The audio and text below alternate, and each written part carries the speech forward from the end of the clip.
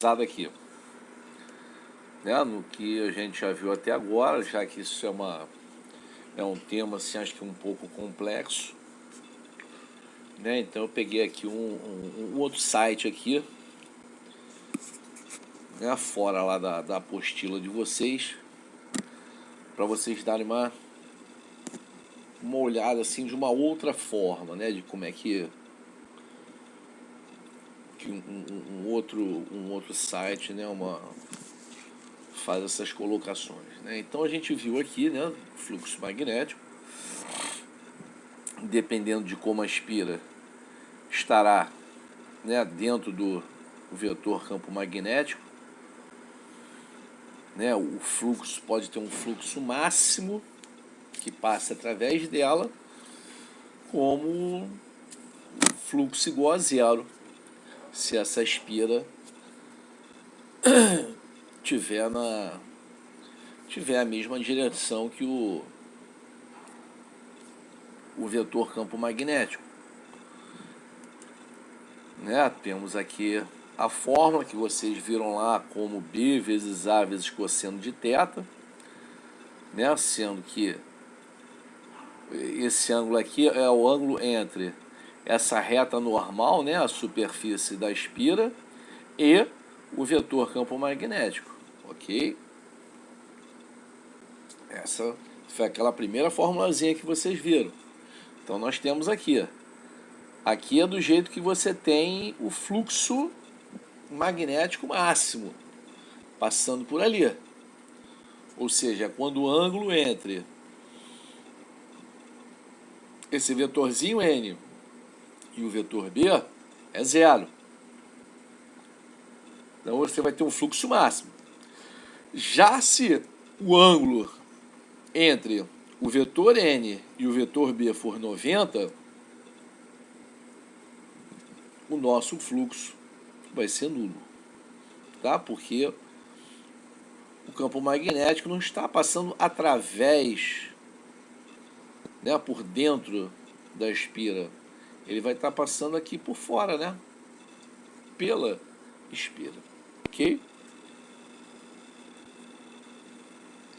Vimos aqui da indução magnética, né, que gera uma corrente elétrica induzida, né, quando eu mexo aqui com a espira, porque nós temos aqui polo norte, polo sul, né, quando eu mexo aqui, né, no caso aqui, né, do ímã, eu aproximo aqui, as minhas linhas de campo vão se tornar maiores,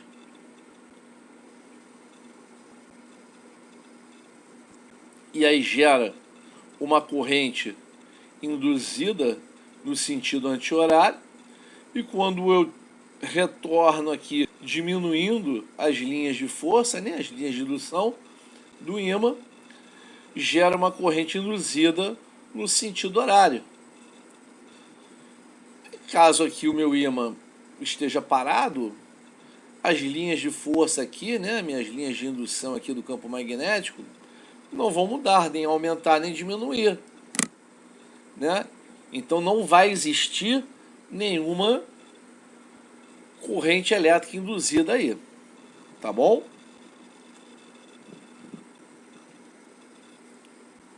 Aqui é a mesma coisa, né? Passando por um solenoide, né? Aconteceria a mesma coisa aqui, tá?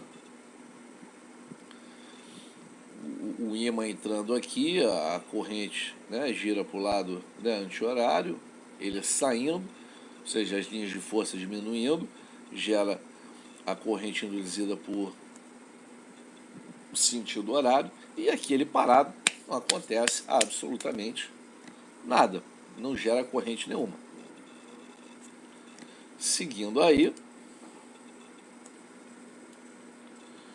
né, então nós temos aqui, né, algumas observações, né?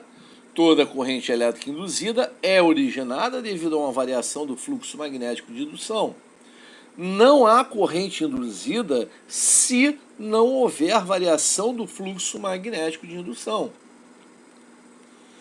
Pela expressão fluxo magnético, ou φ, né, o caso aqui igual a B vezes a área vezes cosseno de alfa, ou no livro de vocês é θ, o fluxo magnético pode variar por uma variação da área da superfície, ou por uma variação no campo magnético, ou por uma variação da superfície da espira no interior do campo magnético.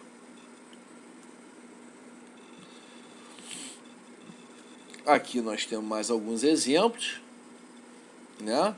Esse site aqui que eu estou mostrando aqui é o site fisicaevestibular.com.br. Se vocês quiserem lá depois entrar na internet para ver, é um site que tem todas as matérias de física, com exercícios, resolução, vocês vão gostar.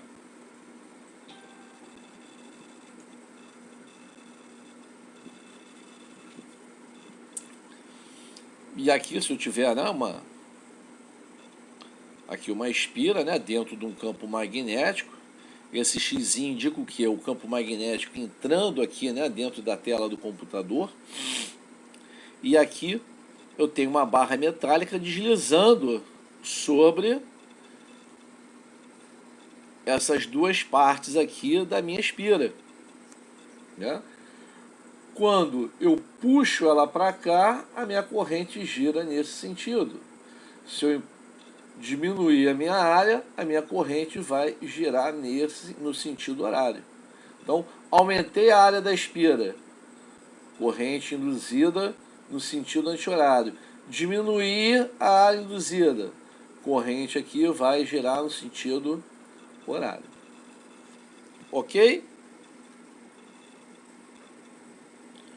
Bom, entrando aqui na lei de Lentz,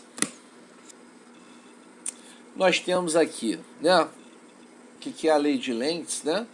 A lei de Lentz se refere ao sentido da corrente elétrica induzida, afirmando que a corrente elétrica induzida sempre tem sentido oposto às linhas do campo magnético indutor. Então tá aí, o sentido da corrente elétrica induzida é tal que, por seus efeitos, opõe-se à causa que lhe deu origem, né? Exemplos que permitem calcular o sentido da corrente elétrica induzida através da aplicação da lei de Lentz. Então nós temos aqui o polo norte do ímã se aproxima da espira ou do solenoide. A corrente induzida deve ter um sentido que vai originar na espira um polo que deve se opor ao polo norte que se aproxima. Assim, a face esquerda da espira deve ser um polo norte. Então, quando eu aproximo o ímã com a face do polo norte se aproximando da espira, né, a corrente induzida aqui vai gerar um polo norte desse lado aqui. Ok? Como eu já tinha falado com vocês. Então aqui, olha só. Polo norte se aproxima, gera um campo, um polo norte da espira aqui, com a minha corrente no sentido anti-horário. A gente pode utilizar aqui a regra da mão direita, sendo que o polegar aqui seria o sentido que a corrente está girando. Do lado de cá, já quando o ímã sai,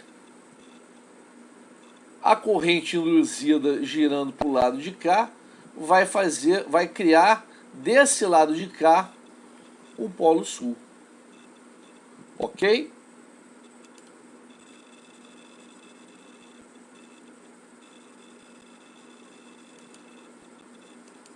Então aqui é o que eu falei, ó. Aumentou a área. Corrente aqui girando para o lado de cá.